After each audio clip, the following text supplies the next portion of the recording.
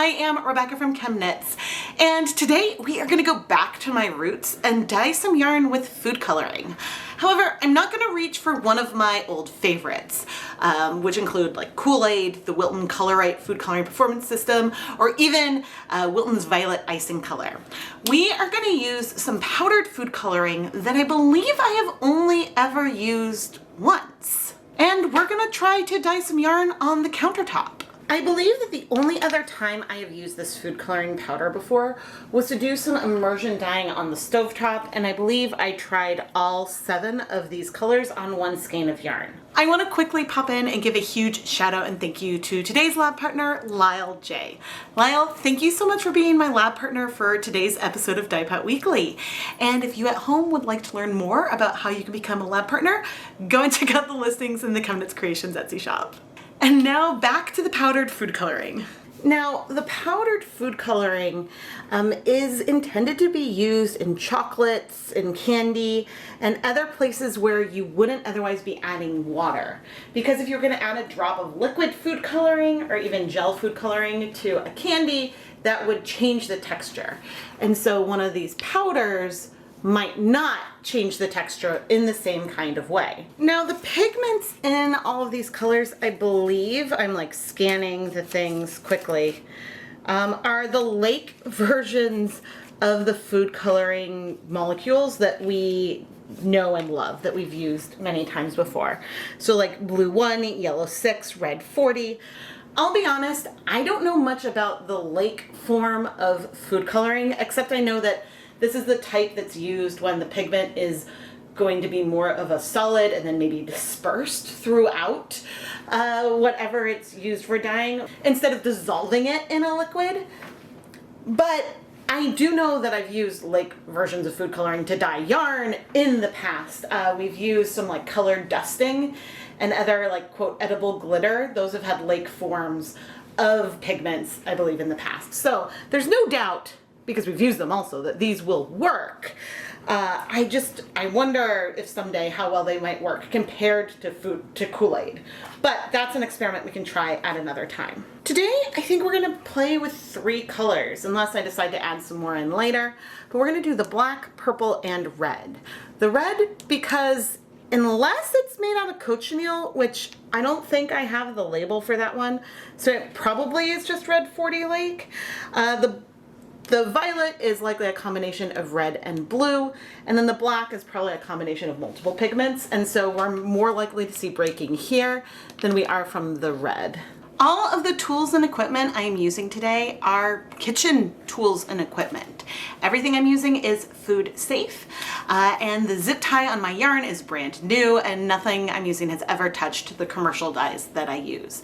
Sometimes I choose to dye food coloring with my dedicated dye equipment because I love that equipment, but I do take care to keep things separate. And so I am personally comfortable dyeing yarn with food coloring in my kitchen using cooking pots and pans, as long as I'm not also using anything that is used with commercial dyes. So I hope that that makes sense. And then depending on how things go today, we could attempt to make our own kind of version of KoolAid powder by mixing these powders with some citric acid at some point. I don't know how well that might work, because again, these are lake pigments. I don't know if that would work well or not, but it couldn't hurt to try. I have made my own sprinkles in the past with sugar and citric acid and liquid food coloring, so that is also an option if you don't have access to KoolAid. But anyway, let's see what happens. The yarn that we're using today is Knit Picks Stroll Fingering Weight yarn. I pre-soaked 100 grams of this yarn for about 30 minutes in some tap water with a splash of vinegar. And now we're gonna go to the counter and, well, see what we can do. I just removed the yarn from our pre-soak. And again, there was a nice healthy splash of vinegar in there. I didn't measure, but when I squeezed it out, I could squeeze out a tiny bit more liquid, but I don't want to, because I want there to be some liquid here in the yarn, so that way once we try to apply on these powders, then we will be able to see it. Now I'm on my countertop that has been covered with plastic wrap, not so that way we can prevent color transfer between sections on the yarn, but so that way we can steam it in the microwave and help trap the moisture later on. I am not gonna wear gloves today, which means that I will end up with stained fingers. But the main thing is I wanna make sure my fingers are completely dry before going into the food coloring powder. And these powders are very, very fine. Yes, they feel almost like a little bit of a dust.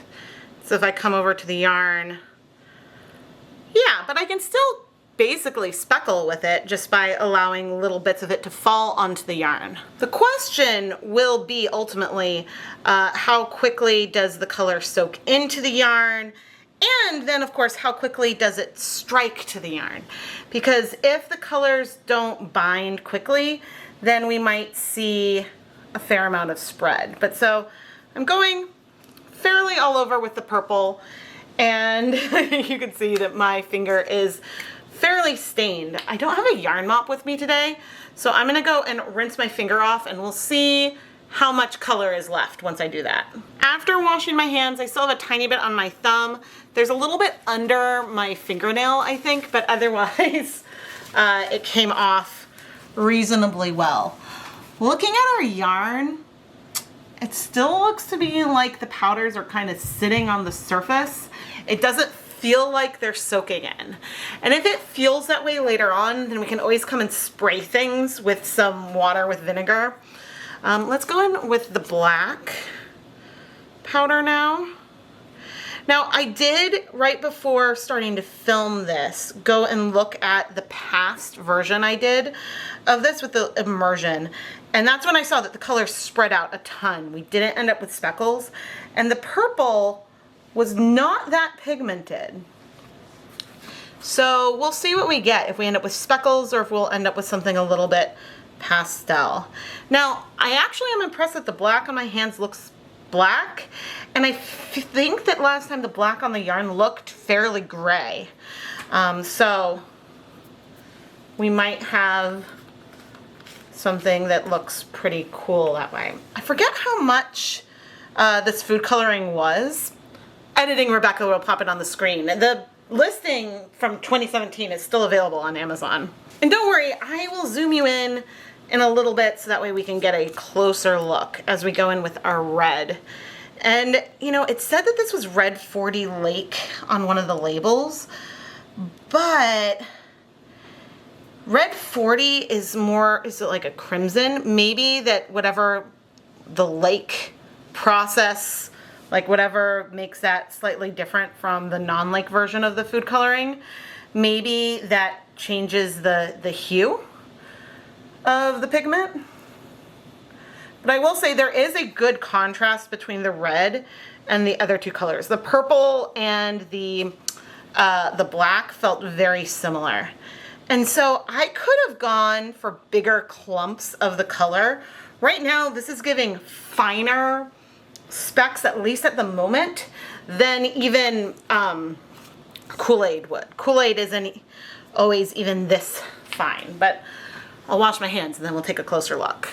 So see, in here you can see just like the finest little dusting of color. And ooh, is it starting to sink in? I think some of it might be starting to sink into the yarn. I found a spot. I mean, maybe some of the colors are starting to sink into the fiber. You can see that some of the little specks are a little bit larger because they're actually getting wet. Okay, but I don't think I'm gonna wait because I don't think that the colors are gonna shake off. I mean, they might a little bit, but if they shake off, they'll just be on the plastic wrap. We're gonna gently flip. I'm trying hard to not rub the yarn because if I were to rub, then that might like force the colors to move a little bit more.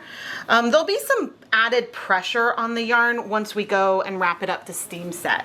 But I don't want to smear the dye, if that makes sense. When I said that I didn't know if this was going to work, I really meant that I don't know if it's going to work to give speckles, that maybe we'll just end up with a really soft pastel kind of patchy color, because I'm ultimately not adding that much of the food coloring because I'm trying to see if we can get speckles. Because if we can get speckles with this, Again, I'm not sure if it's more cost effective than KoolAid, but certainly KoolAid is not available everywhere. One thing that you will want to check for is to look at the ingredients of the powdered food coloring you're buying. Like if a black is made out of activated charcoal, that's not going to dye the yarn. You want that artificial food coloring to be in here because artificial food coloring is in the category of chemicals that are acid dyes. And so that's why we're able to dye yarn with it. The last 2 times I moved the yarn around, I only used the purple and then the black dye because we'll see. But it does seem, I don't know about speckles, but the color is definitely going in the yarn. Okay. So now we're gonna wrap this up so that way we can steam set it in the microwave. I had 2 layers of the plastic wrap going across.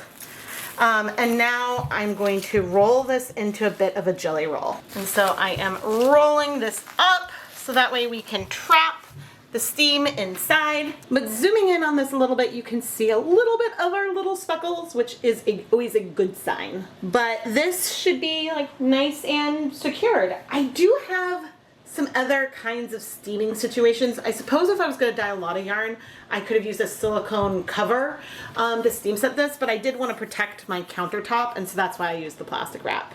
Because the shower curtain I usually use on the countertop, that is something that I use with acid dyes, and so I wanted to use all food safe stuff. So now I'm going to go and microwave this on high in 2-minute increments, probably for a total of 4 minutes, but I'm gonna heat it until the yarn becomes hot to touch. We are nice and hot now, like I can tap it, but I wouldn't hold on to the yarn for now. And so after steaming something in the microwave, it's gonna take a good 30 minutes for things to cool off completely. If you're concerned about the color setting, you can let it cool and then heat it in the microwave again to give another burst of heat. But in general, doing the 2-minute increments, you want to make sure it doesn't get too hot because you don't want the yarn to dry out and then scorch it. This typically works pretty well. Now, a lot of acid dyes do actually give directions that you can use to use the microwave to heat set them. The main reason why I haven't done any tutorials or demonstrations of that, and apologies for my kids thumping upstairs, is that our microwave is a built-in one. It isn't particularly easy to clean because it's a little bit above like my head and requires reaching. And so someday I might buy a countertop microwave that is dedicated for dyeing that I can use in demonstrations. But otherwise, personally, with my comfort level, I like being able to clean any surfaces that I'm using with acid dyes really, really well before turning my kitchen back into a kitchen. But anyway, we're gonna let this cool completely and then we'll wash it. But color-wise, I'm not seeing very much purple, but I'm seeing red and black, and that's pretty awesome. So before I unwrap our little jelly roll, I want to flip it over and show you. We do have spread, and especially like at the bottom where the yarn was compressed, and so some more liquid moved, which is exciting. Have to find the opening. Or at least an opening. All right, pulling the yarn out. Ooh. Oh, we've got some blues. Am I getting dye on my hands? No, that was there before. I had to move it so we could focus. I think this is from the purple. We've got some, I guess it could be from the black too. We've got some really, really sharp, super fine little speckles in here. They're super subtle. I'm curious how much of this there'll be all over the yarn because we definitely also see some like pink spread through there. Well, anyway, back to trying to get the yarn out of this jelly roll. I don't know how I did this time. Ooh, I see some more purple in there. I think those specks were, because the black seems to be giving me some black fine speckles. I mean, this worked. The red spread so much more than I'm used to. Typically red 40, and that's not the lake version, just red 40, strikes really, really fast, and blues and stuff take longer time. Ooh, look at that. We're seeing some color bleeding. I'm wondering now what the purple is made out of. Because yeah, having having the reds bleed is not what I would typically see with food coloring. Usually you might see blues bleed. And the other thing that's odd about that is that the water that I had in this basin at the beginning was water with vinegar from the Presoaked. So, interesting. I'm gonna fill the basin up and go and get some dish soap. Adding a little bit of some dish soap. I mean, it seems like, and the water is cloudy because we have an aerator, not from the, on the faucet, not from the food coloring. It seems like whatever washed out has washed out. The black to me is looking almost a little bit greenish, and the purple is very, very blue. I don't think those pinks stuck around, but I'll have to check the other video for the ingredients list on the purple. So maybe there's like a tiny hint of some pink, but I think whatever was rinsing out just wasn't gonna bind to the yarn in the first place. That's why I'm trying to remember if there was something else in the purple that would work in some kind of candy suspension, but maybe not as a dye. Either way, this yarn is pretty. It's very, very subtle, but very pretty.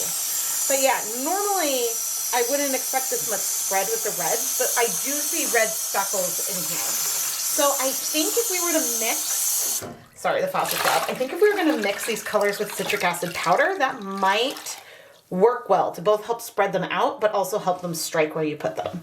But anyway, I'm gonna finish rinsing out the soap, put the yarn through my spin dryer, and then we'll hang it up to dry. This worked so well. Look at these little fine blue speckles that we have here, probably from the purple. We have glorious red speckles as well. There's a little bit of a pink halo around them. The color did spread some there. The blacks are a little harder to find on the finished yarn. Okay, here are some. That pigment is a color that shows up a little bit more when I did a larger clump, but we still were able to get really fine speckles. I started off showing these really extreme close-ups so that way you could see that, hey, this worked. We got fine speckles with this food coloring powder. Yay! But when we zoom out, the speckles are so subtle that you don't really see it. This looks a little bit like a pastel yarn with some splotches of pink and gray. Now, I still think that it would work up in a very beautiful way, and you would, when looking closer, you might see more of those speckles. It would add dimension to a nice pastel base. And even though we do see blue from whatever that purple was on here, we don't really see it from a pullback. You really only see that when you're really close up. I went to the manufacturer's website and confirmed that the purple, the violet powdered food coloring has blue #1, but also carmine as the pink pigment. And clearly that didn't really do anything to the yarn in the conditions that we had here. I don't know if you can use that to dye yarn. That's something that I haven't really looked into.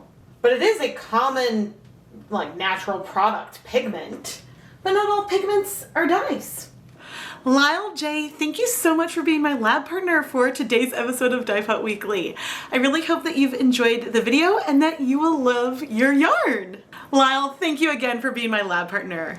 I filmed this video a while back, but currently it is October 2023 and I am full speed working on dyeing yarn for this year's Hanukkah sampler. You can pre-order your samplers today in the ChemKnits Creations Etsy shop.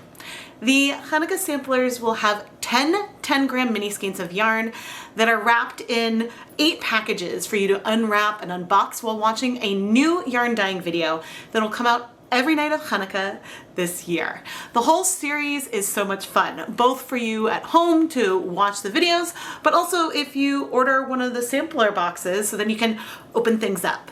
And in addition to the yarn, there's other fun extras and fun things in the box. I love putting these together. Oh, and there's a Hanukkah card signed by me. Everyone is welcome to come and celebrate Hanukkah with me, whether you typically celebrate it in your home or not. These samplers are open for everyone. And it's just so much fun to have 8 nights, 8 different dyeing techniques, a bunch of different types of colorways, and then you really can answer the question, I wonder what this might look like knit up, and you can swatch and play around with all these different types of colorways, whether you do it in one project or multiple different ones. This year's samplers will ship in early to mid-November and are available in either a fingering weight sock yarn or DK weight. You can find all the details you need in the listing. I am Rebecca from ChemKnits, and you can dye beautiful yarn with food coloring. You just want to make sure that you care for it and protect it when it's not in use. Food coloring is not as light fast as commercial acid dyes, and so it will fade when exposed to direct sunlight. And so therefore I recommend storing it in like a closet or a drawer when not in use, so that way it's not getting additional light exposure. But I do have a hat dyed with food coloring, KoolAid actually, that has lasted well over a decade, and so even with regular use outside in the winter. So that is a little bit about the longevity of food coloring. But in terms of this specific food coloring powder, I don't feel like this is as pigmented as a corresponding acid dye powder. Now, don't get me wrong, food coloring pigments are designed for dyeing food, for mixing in with candy and things like that. Whereas acid dyes are developed specifically to dye fiber. And so there's different probably amounts of the coloring molecules and things like that. But this particular powder is also really finely milled. And so when one granule of it goes onto the yarn, there's not a lot of pigment there.